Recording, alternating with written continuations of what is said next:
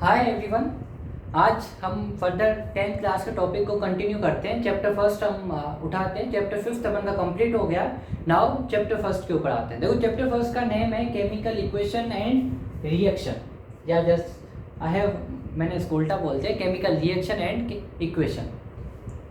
तो अब इस चैप्टर के बारे में हमारे को ये पढ़ना है कि किस तरीके से केमिकल रिएक्शंस होती है, कौन सी चीज़ें केमिकल रिएक्शन के ऊपर इफेक्ट करती है और इक्वेशन किसे कहते हैं। जनरली जो रिएक्शन होती है उसको अपन वर्ड्स के वर्ड की जगह पर सिंबल्स की फॉर्म में रिप्रेजेंट करते हैं, तो उसे हम केमिकल इक्वेशन कहते हैं। तो केमिकल रिएक्शन के रिप्रेजेंटेशन को ही केमिकल इक्वेशन कहा जाता है। तो अब ये रिएक्शन या इक्वेशन किस चीज़ के ऊपर डिपेंड करती है, ऐसी कौन सी चेंजिंग जो अगर अपन करें जिस वजह से इनके अंदर चेंजिंग आ जाएगी, या रिएक्शन को किस तरीके से बैलेंस किया जाता है, ऐसी कौन सी कंडीशन है जिस हिसाब से मानेंगे कि ये राइट इक्वेशन है, ये रॉन्ग इक्वेशन है। तो वो सारी जो ओवरऑल जो भी इनकी थ्योरीज वगैरह है, जो भी कॉन्सेप्ट है, वो सारे के सारे कॉन्सेप्ट हमारे को इस चैप्टर के अंदर क्लियर करने हैं। अब इस चैप्टर की स्टार्टिंग के अंदर सबसे पहले देखो एक छोटा सा कॉन्सेप्ट दिया हुआ है जो हमने बेसिकली छोटी क्लासेस के अंदर भी हमने इसको कर लिया होगा। वो कॉन्सेप्ट दिया हुआ है मैटर के बारे में। तो मैटर किसे कहते हैं? Anything which occupied space having a mass it is known as by matter. ऐसी कोई भी चीज़ दुनिया के अंदर जिसका कुछ ना कुछ वजन हो और वो हमारी एयर के अंदर कुछ स्पेस या कुछ वॉल्यूम ऑक्यूपाइड कर रही है, तो उसे अपन मैटर कहते हैं। जैसे आप एग्जाम्पल उठा लो, आपके आसपास में जो भी चीज़ें हो, अगर आपका जो मोबाइल फ़ोन है, जो आपका कंप्यूटर है, जो लैपटॉप है, वो भी एक मैटर है। क्यों? क्योंकि उनका कुछ ना कुछ तो वजन तो होता ही है। उसके अलावा और वो हमारे इन्वायरमेंट के अंदर कुछ ना कुछ स्पेस को भी कवर करते हैं। तो इस वजह से उसे अपन क्या कहते हैं? मैटर कहते हैं। जैसे सपोज करो ये मेरे हाथ के अंदर एक मार्कर है, तो जो ये भी किस चीज़ को रिप्रेजेंट करता है? एक मैटर को रिप्रेजेंट करता है। हम ह्यूमन बींग्स भी एक मैटर है, क्योंकि दोनों कंडीशंस हमारे ऊपर अप्लाई हो रही है कि हमारा कुछ ना कुछ मास भी है और हम कुछ स्पेस भी ऑक्यूपाइड करते हैं हमारी सराउंडिंग के अंदर। इस हिसाब से हमें मैटर कहा जाता है। अब जो भी आपको आसपास के अंदर दिखता है वो सारी चीज़ें मैटर के अंदर ही इंक्लूड की जाती है। अब यहाँ पर एक क्वेश्चन आता है, सर लाइट को हम क्या कहेंगे? क्या हम लाइट को मैटर कंसीडर कर सकते हैं? नहीं कर सकते हैं। साउंड को मैटर कंसीडर कर सकते हैं? नहीं कर सकते। इलेक्ट्रोमैग्नेटिक वेव्स को जो हमारे को दिखाई नहीं देती, क्या उन्हें मैटर कंसीडर कर सकते हैं? नहीं कर सकते। जो बेसिकली मीडियम होता है सन के और अर्थ के बीच में, या जो मीडियम दो प्लैनेट्स के बीच में होता है, जनरली उसे ईथर का बोला जाता था। अभी हम उसे स्पेस कहते हैं या वैक्यूम कहते हैं। तो इसे वैक्यूम या ईथर के नाम से आप ही पढ़ोगे, तो इसे हम क्या कहेंगे? मैटर कहेंगे या नहीं कहेंगे? जो भूत प्रेत होते हैं, जो हमारे कॉन्सेप्ट है या जो हमारी थिंकिंग है, क्या इसे हम मैटर कहेंगे या नहीं कहेंगे? जो एक हमारे जो मोबाइल फ़ोन्स के अंदर जो जैसे सपोज करो एक मेरे पास कार्ड है, जो मेमोरी कार्ड होता है। मेमोरी कार्ड के अंदर मैंने सपोज कर मेरे पास 2 फिल्म्स थी, अभी एक फिल्म काट कर दूसरी फिल्म मैंने रख दी, या पहले मेरे पास फिल्म थी अभी मेरे पास है नहीं, या हम ये कंसीडर करते हैं एक मेमोरी कार्ड है वो पूरा एम्प्टी है। अब उसके अंदर मैंने 2 फिल्में डाउनलोड कर दी है। क्या फिल्में डाउनलोड करने के बाद में उसकी कुछ स्पेस हमारे मोबाइल के अंदर कंप्यूटर में बताया कि आपका 8 GB मेमोरी कार्ड है जिसके अंदर आपकी 4 GB 2 फिल्म्स ने ऑक्यूपाइड कर लिए। क्या जो ये स्पेस ऑक्यूपाइड की है, क्या ये मैटर के अंदर इंक्लूड की जाएगी या नहीं कंक्लूड की जाएगी? तो ये जो क्वेश्चन है ना, ये क्वेश्चन अभी भी कंफ्यूजिंग क्रिएट करते हैं। हकीकत तो ये है कि इनके पास ये जो भी मैंने क्वेश्चन आपको कहे हैं, इनके बारे में अभी तक अच्छे तरीके से कोई एक्सप्लेनेशन साइंस के अंदर नहीं है कि हम इन्हें मैटर में कंसीडर करें या ना करें। इसके लिए हमारे पास कोई नॉलेज नहीं है। जो लास्ट वाला क्वेश्चन था मेमोरी कार्ड से रिलेटेड, उसके अंदर ये कहा जाता है कि बेसिकली मेमोरी कार्ड के अंदर उसकी कोडिंग के अंदर चेंजिंग होने के कारण आपकी स्पेस ऑक्यूपाइड या नहीं ऑक्यूपाइड होती है, मगर इसको मैटर में कंक्लूड करेंगे या ना, इसके पास हमारे पास नॉलेज नहीं है। जो 2 प्लेनेट के बीच में जो वैक्यूम होता है, क्या ये मैटर होता है या नहीं? नो नॉलेज हमारे पास इसके बारे में। जो साउंड है या जो लाइट है, क्या इसको अपन मैटर में कंक्लूड करते हैं? इनको हम मैटर के अंदर कंक्लूड नहीं करते। क्यों? एक तो उनका मास, रेस्ट मास या जो उनका एवरेज मास होता है वो निग्लिजिबल अप्रोक्स 0 के आसपास होता है, और उसके अलावा ये कोई भी स्पेस ऑक्यूपाइड नहीं करते। जैसे सपोज करो हमारे रूम के अंदर अगर बल्ब जल रहा हो या ना जल रहा हो, हमारे स्पेस को ऑक्यूपाइड नहीं करते, रोशनी देते, वो अलग बात है, मगर स्पेस नहीं ऑक्यूपाइड करते। तो इस वजह से अपन इन्हें मैटर को कंक्लूड नहीं करते। चलो, ये तो छोटी मोटी बातें थी जो हमने पहली क्लासेस के अंदर भी पढ़ी होगी, पिछली क्लासेस के अंदर भी। अब हम फर्दर कंटिन्यू करते हैं मैटर्स के बारे में। अब यहाँ पर बेसिकली हमारा केमिस्ट्री का चैप्टर है, तो हम मैटर्स की किस चीज़ को मैटर कहते हैं या नहीं कहते हैं उसके बारे में नहीं पढ़ना, हमारे को ये कंक्लूड या हमारे को ये अज्यूम कर पढ़ना है कि मैटर तो है। अब मैटर किस तरीके से रिएक्टिविटी दिखाता है उस चीज़ के बारे में पढ़ना है। अब देखिए मैटर बेसिकली दो तरीके के चेंज दिखाता है, एक फिजिकल चेंज, एक केमिकल चेंज। अब आप एक सेकंड के लिए अज्यूम करें कि फिजिकल और केमिकल कुछ है ही नहीं, सिर्फ चेंज को। चेंज हम किसे कहते हैं?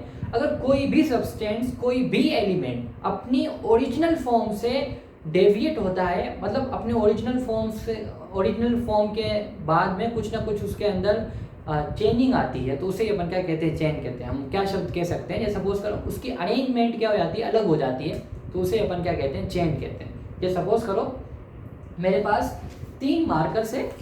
अब इन 3 मार्कर्स की देखो अरेंजमेंट मैंने कैसे रखी है, first black, middle blue colour और लास्ट में मैंने क्या रखा? रेड कलर रखा है। अगर मैं इनकी अरेंजमेंट चेंज कर दूं, फर्स्ट में मैंने क्या रख दिया? रेड, बीच में ब्लैक और लास्ट में ब्लू रख दिया, ये जो चेंजिंग आई, पहले ओरिजिनल तो ये थे, अब ये है।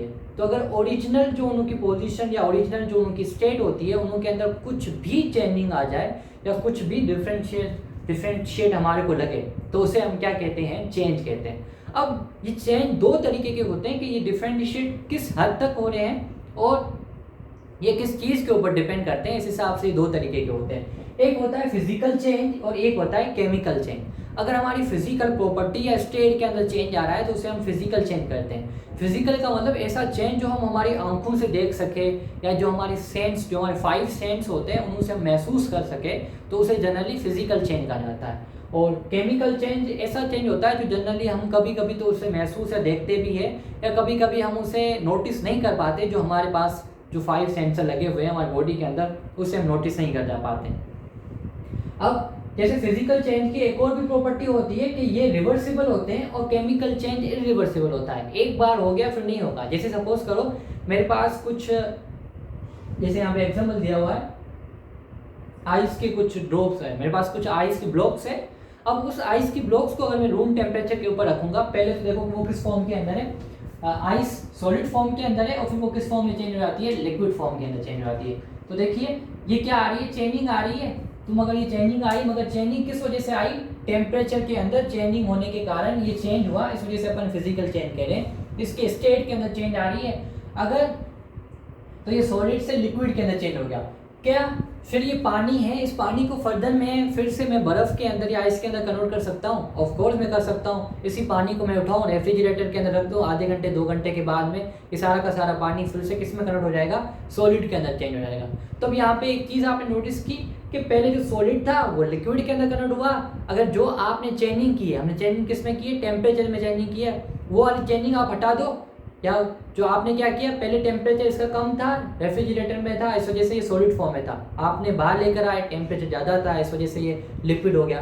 फिर से आप इसको रेफ्रिजरेटर में रखो, ये किस में कन्वर्ट हो जाएगा? सॉलिड में कन्वर्ट हो जाएगा। तो यहाँ पे एक दो चीज़ें आपको समझनी है। एक चीज़ ये कि फिजिकल चेंज रिवर्सिबल होते हैं, कि अपनी ओरिजिनल फॉर्म के अंदर बहुत इजी प्रोसीजर के अंदर आ सकते हैं। दूसरी चीज़ क्या है आपको नोटिस करनी है कि फिजिकल चेंज जिस कारण होते हैं, अगर आप उस सब्जेक्ट को हटा दो तो फिजिकल चेंज जो हुआ था या फिजिकल चेंज होने के बाद में वो फिर से अपनी ओरिजिनल पोजीशन को अक्वायर या गेन करने की कैपेबिलिटी रखता है।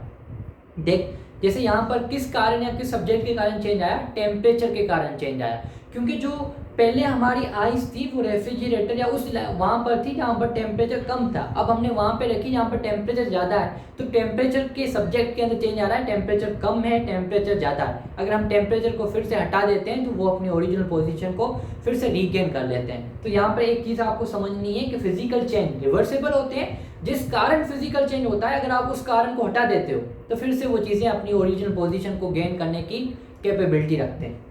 दूसरी तरफ देखो क्या आता है? Chemical change. केमिकल चेंज एक ऐसा चेंज होता है वो इरिवर्सिबल होता है, जो एक बार हो गया फिर नहीं होने वाला। अपना सर पटको तो क्या कुछ भी करो नहीं होने वाला।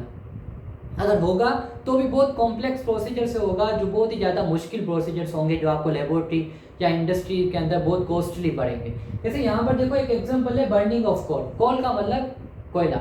जो कोयला होता है वो बेसिकली कार्बन का बना होता है, जब वो ऑक्सीजन के साथ रिएक्ट करता है तो क्या बनाता है? कार्बन डाइऑक्साइड बनाता है। तो ये एक तरीके की केमिकल रिएक्शन है, क्योंकि कार्बन ऑक्सीजन के साथ रिएक्ट कर कर कार्बन डाइऑक्साइड फॉर्म कर रहा है, एक गैस फॉर्म कर रहा है। अब इस गैस को सपोज करो मैं इकट्ठे करना, मेरे पास कोई एक ऐसा डिवाइस है, जो भी कार्बन डाइऑक्साइड गैस निकलेगी कोयले की जलने से, मैं उस सारी गैस को कलेक्ट कर लूँगा, उस सारी गैस को कलेक्ट कर कर मैं आपको दे दूँ। क्या आप मुझे इस गैस से फिर से कोयला बना कर दोगे? नहीं, इट इज़ इम्पॉसिबल। आप उस गैस से फिर से आपको कोयले के अंदर चेंज करो या कोल के अंदर चेंज करो, ये इतना सिंपल प्रोसीजर नहीं होगा, ये बहुत ही लेंथी और बहुत ही कॉम्प्लेक्स प्रोसीजर हो जाएगा, जो बहुत इजी वे से नहीं होगा। तो यहाँ पर एक चीज़ आपको नोट करनी पड़ेगी या समझनी पड़ेगी कि जो केमिकल चेंज होते हैं वो जनरली इरिवर्सिबल होते हैं। एक बार अपनी चेंज आ गया फिर आप फर्दर नहीं कन्वर्ट कर सकते। जैसे सपोज करो घर के अंदर जैसे कुछ गर्ल्स होगी या बॉयज़ होंगे, वो भी कर सकते हैं काम ये। आपको मम्मी ने कहा कि है ना कुछ आटे को मिक्स करना है पानी के अंदर, जो अपन बनाते हैं रोटी बनाने से पहले आटे का एक मिक्सचर बनाते हैं पानी वाला, जो सेमी सॉलिड फॉर्म के अंदर होता है। अब आपको 3 जनों को बोला था, वो आपने 5 जनों के आटे का क्या ले लिया, अब उसके अंदर पानी डाल दिया, सारे आटे को क्या कर दिया, उसके अंदर सेमी सॉलिड फॉर्म के अंदर कन्वर्ट कर दिया। अब ज़्यादा कर दिया या अगर इन द केस आपने ज़्यादा कर दिया, तो क्या आप फर्दर उस सेमी सॉलिड जो आटे के फॉर्म को आपने कन्वर्ट किया, फिर से आप उसको पाउडर फॉर्म में कन्वर्ट कर सकते हो? नहीं होने वाला, कुछ नहीं होने वाला। आप एक बार चेंज हो गया फिर नहीं होने वाला। तो ये कैसा चेंज था? ये केमिकल चेंज सॉरी। तो केमिकल चेंज एक ऐसा चेंज होता है जो होने के बाद में फिर से अपनी ओरिजिनल पोजीशन के अंदर आने, आप फिर से अपनी ओरिजिनल पोजीशन के अंदर बहुत इजीली नहीं आ सकता। अगर आपको फिर से उसको अपनी ओरिजिनल पोजीशन में लेकर आना है तो बहुत सारे कॉम्प्लेक्स प्रोसीजर करने पड़ेंगे। जैसे एक आटे का बहुत ही एक बेहतरीन एग्जांपल है कि आटे के अंदर पानी मिक्स करने के बाद में सेमी सॉलिड फॉर्म में तो कन्वर्ट हो जाता है, फिर से उसको पाउडर फॉर्म में कन्वर्ट करने के लिए तो भगवान के पास ही जाना पड़ेगा। ऐसे नहीं होने वाला। या तो उसे अभी बना दिया है तो रोटी पका कर खा ही लो, अब कुछ नहीं होने वाला। अब देखिए नेक्स्ट है, अब हमारे को फिजिकल चेंज के बारे में यहाँ पर चैप्टर में नहीं पढ़ना है, क्योंकि फिजिकल चेंज इतनी ज़्यादा इंपॉर्टेंस नहीं रखती comparatively to the chemical change. हमारे को केमिस्ट्री के अंदर केमिकल चेंज के बारे में पढ़ना है। फिजिकल चेंज बेसिकली एक टॉपिक हो जाता है फिजिक्स का, तो इसको अपन 12th क्लास के अंदर फिजिक्स के अंदर कुछ हद तक पढ़ेंगे, और ज़्यादातर अपन केमिकल चेंज के ऊपर ही फोकस देते हैं क्योंकि केमिस्ट्री का टॉपिक है। तो ऐसी कौन सी चेंजिंग हो जो मैटर के अंदर हमारे को नजर आए, जिस हिसाब से हम ये बता सके, परफेक्टली बता सके कि yes there is a chemical changing happening at there, कि यहाँ पर केमिकल चेंज हो रहा है। तो ऐसी कौन सी चीज़ें होती है जो केमिकल चेंज को होने की प्रूफ होता है? बेसिकली हमारे बुक के अंदर ये 4 पॉइंट्स दी हुई है कि अगर ये कहीं पे भी अगर यहाँ इन चीज़ों के अंदर चेंजिंग आती है तो वो चीज़ें ये हमारे को आइडेंटिफाई करेगी कि वहाँ पर केमिकल चेंज हो रहा है। जैसे चेंज इन कलर, कोई भी मैटर हो उसका कुछ टाइम के बाद में कलर के अंदर अगर चेंजिंग आ जाए तो वो चीज़ ये डिनोट करेगा कि वहाँ पर क्या आ रहा है, केमिकल चेंज आ रहा है। जैसे हमारी आगे हम कुछ ऐसे रिएक्शंस पढ़ेंगे कि पहले तो हम रिएक्टेंट के अंदर हम रिएक्टेंट का कलर एक था मगर प्रोडक्ट के अंदर उनका कलर कुछ और ही हो जाता है।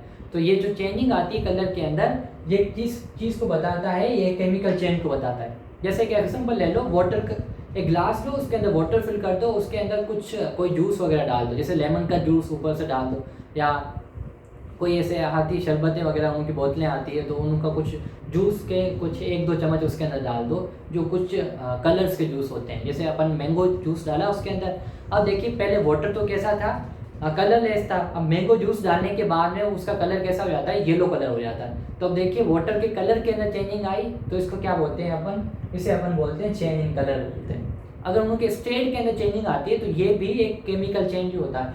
ज़्यादातर जो ये चेंज इन स्टेट है ये कॉमन पॉइंट है फिजिकल चेंज के अंदर भी और हमारी केमिकल चेंज के अंदर। स्टेट का मतलब अगर वो सॉलिड टू लिक्विड में चेंज हो जाए या लिक्विड टू गैस के अंदर चेंज हो जाए, या इसके अपन बैकवर्ड में चले तो सॉलिड लिक्विड गैस, अगर इनों के फॉर्म के अंदर जो चेंज आती है उससे अपन क्या कहते हैं? चेंज इन स्टेट कहते हैं। चेंज इन टेम्परेचर, अगर उनके टेम्परेचर के कारण भी किसी रिएक्शन के अंदर चेंजिंग आती है तो वो भी क्या बताती है? हमारे को एक केमिकल रिएक्शन होने का प्रूफ बताती है। जैसे जो सर्फ होता है, डिटर्जेंट होता है पाउडर की फॉर्म के अंदर जो अपन यूज़ करते हैं घर के अंदर कपड़े वगैरह धोने के लिए, अलग अलग कंपनियों के सर्फ आते हैं डिटर्जेंट पाउडर, अगर आप उसको थोड़ा अपने हथेली के अंदर लो और फिर अपने हथेली को क्या कर दो, बंद कर दो, फिर कुछ ड्रॉप्स पानी के उसके अंदर डालो। जैसे ही आप कुछ ड्रॉप्स पानी के उसके अंदर डालोगे तो जो पानी के ड्रॉप्स जैसे ही सरफ के साथ रिएक्ट करना स्टार्ट करेंगे तो आपके हथेली के अंदर आपको ऐसा लगेगा कुछ गर्माश जैसा, जो कुछ चेंज इन टेम्परेचर या हीट का होने का महसूस आएगा। ये क्यों हुआ?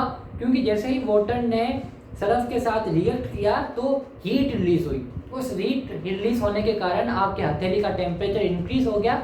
इसी वजह से आपकी हथेली के अंदर आपको कुछ गर्माश महसूस हुई। तो जो चेंज इन टेम्परेचर कहीं पे भी होता है वो चीज़ क्या बताती है कि वहाँ पर कुछ ना कुछ चेंजिंग हो रही है। इवोल्यूशन ऑफ गैसेस, जैसे यहाँ पर कोयला देखो कैसा होता है, सॉलिड फॉर्म के अंदर होता है, जैसे अपन उसको जलाते हैं तो वो गैस रिलीज करता है। तो ऐसी कहीं पे भी रिएक्शन जहाँ पर जनरली गैसेज रिलीज होती है तो वो चीज़ें ये बताती है कि वहाँ पर एक केमिकल चेंज हो रहा है। तो इसका मतलब ये नहीं कि अगर कोई भी सब्सटेंस ये चीज़ फॉलो करेगा उसके अंदर फिजिकल चेंज नहीं होगा। ज़्यादातर रिवर्सिबल और इरिवर्सिबल के हिसाब से देखा जाता है। इरिवर्सिबल होने के साथ साथ ये प्रॉपर्टीज भी रखते हैं केमिकल चेंज। अब उसके बाद देखो एक क्वेश्चन दिया हुआ है हमारे बुक के अंदर, या एक टॉपिक दिया हुआ है कि magnesium ribbon. Magnesium ribbon generally आप अज्यूम कर लो कि मैग्नीशियम मेटल को हम रब क्यों करते हैं, उसको उसकी रिएक्शन किसी और के साथ रिएक्ट करवाने से पहले या उसी को गर्म करने से पहले। और दूसरा ये है और वो किस तरीके से मैग्नीशियम रिएक्ट करता है। तो देखो इस सबका दिया हुआ है। मैग्नीशियम बेसिकली एक रिएक्टिव मेटल है। अगर उसको अपन इन्वायरमेंट के अंदर ऐसे ही रख देते हैं तो वो ऑक्सीजन के साथ रिएक्ट करके क्या बना देता है, मैग्नीशियम ऑक्साइड, जिसे अपन जस्ट कोरोजन भी कह सकते हैं। कोरोजन जैसे रस्टिंग होता है सेम तरीके से कोरोजन भी एक ऐसा ही प्रोसीजर होता है। जैसे सपोज करो अगर ये मार्कर नहीं होता, अगर मैग्नीशियम का बना हुआ होता और उसको मैं इन्वायरमेंट में रख देता तो ये 1 हफ्ते या 2 हफ्ते के बाद में जो इसकी आउटर मोस्ट वाला जो इन्वायरमेंट होता वो ऑक्सीजन के साथ रिएक्ट कर लेता। रिएक्ट करने के बाद में वो क्या बनाता था, वो बेसिकली एक लेयर बनाता किसकी, मैग्नीशियम ऑक्साइड की। इसी वजह से ये हमारा को प्योर मेटल नहीं रहता। अभी इसी मैग्नीशियम को मेरे को किसी और के साथ रिएक्ट करवाना है तो मेरे को क्या करना पड़ेगा कि जो आउटर मोस्ट मैग्नीशियम ऑक्साइड की लेयर है उस लेयर को हटाना पड़ेगा। जैसे सपोज करो अपन आम वगैरह लेके आते हैं घर के अंदर खाने के लिए तो अपन ऐसे तो नहीं खाते। जो आउटर मोस्ट कवरिंग होती है सबसे पहले उस कवरिंग को अपन हटाते हैं और इंटरनल जो फ्रूट वाला पोर्शन होता है वही अपन खाते हैं, क्योंकि आउटर मोस्ट कवरिंग अपन की किसी काम की नहीं, जनरल कुछ फ्रूट्स के अंदर जैसे आम के केस में। तो अभी जो इसकी आउटर मोस्ट कवरिंग है वो तो मैग्नीशियम ऑक्साइड है। मैग्नीशियम ऑक्साइड तो हमें चाहिए नहीं, हमें तो सिर्फ मैग्नीशियम चाहिए। तो इसी वजह से उस मैग्नीशियम ऑक्साइड को निकालने के लिए अपन इसे कट तो नहीं कर सकते, अपन इसे क्या करते हैं, सैंड पेपर से रफ करते हैं। जैसे सैंड पेपर से रफ करते हैं तो आउटर मोस्ट वाला जो पोर्शन होता है मैग्नीशियम ऑक्साइड का वो निकल जाता है। जैसे आपने घर के अंदर देखा होगा आयरन की चीज़ें होती है, जंग लगने के बाद में हम उसे क्या करते हैं, उसे भी अपन ऐसे रब करते हैं, लेके आते हैं एक पेपर लेके आते हैं, रफ पेपर लेके आते हैं, उससे अपन क्या करते हैं उसे रब करते हैं। जैसे अपन रब करते हैं जो आउटर मोस्ट जो हमारा रस्टिंग वाला पार्ट होता है आयरन का, लोहे का, वो सारा का सारा क्या हो जाता है, क्लियर हो जाता है और फिर अपन उसे उसके ऊपर कलर करते हैं। तो जस्ट ऐसा ही प्रोसीजर आप मैग्नीशियम की कंडीशन में समझ लीजिए कि मैग्नीशियम को सैंड पेपर से रब क्यों किया जाता है, क्योंकि मैग्नीशियम की outer most layer magnesium oxide बनाती है। हमें हमारी रिएक्शन के अंदर मैग्नीशियम ऑक्साइड नहीं मैग्नीशियम चाहिए। इसी वजह से हम आउटर मोस्ट लेयर को अच्छे तरीके से रब कर देते हैं और हमें क्या मिल जाता है, प्योरली मैग्नीशियम मिल जाता है। अब इसकी हम रिएक्टिविटी जैसे करवानी है वैसे करवा सकते हैं। अभी हमारे को फिर से वही मैग्नीशियम ऑक्साइड ही बनाना है तो भाई क्यों आपने रब किया, वो तो इस कंडीशन के लिए कि यहाँ पर तो अपन फिर से मैग्नीशियम ऑक्साइड बना रहे हैं, मगर अलग अलग केसेस के अंदर अपन मैग्नीशियम को हर बार वैसे रिएक्शन नहीं करवाते जहाँ पर यहाँ पर करवा रहे हैं। फिर देखो इस मैग्नीशियम को क्या करते हैं, नीचे से गर्म करते हैं।